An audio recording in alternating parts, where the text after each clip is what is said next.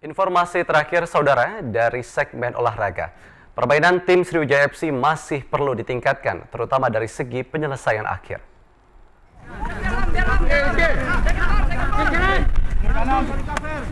Latih tanding internal tim Sriwijaya FC antara tim inti melawan tim cadangan berhasil dimenangkan oleh tim inti Sriwijaya FC dengan skor 3-0.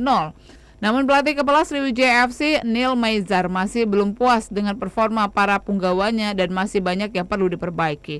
Antara lain dari segi penyelesaian akhir yang perlu dipertajam lagi, serta strategi transisi dari bertahan ke menyerang ataupun sebaliknya. Tadi game internal 2x35 karena kita ingin melihat sejauh mana kondisi fisik mereka, terus sejauh mana program latihan yang sudah jalankan mereka.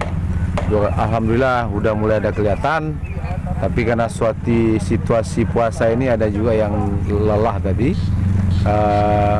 Dan ini mungkin penutup latihan kita, karena besok mungkin kita latihan santai. Diharapkan setelah libur lebaran ada 6 pemain lagi yang ikut bergabung di tim Sriwijaya FC yang terdiri dari 4 pemain Liga 1 dan 2 pemain naturalisasi.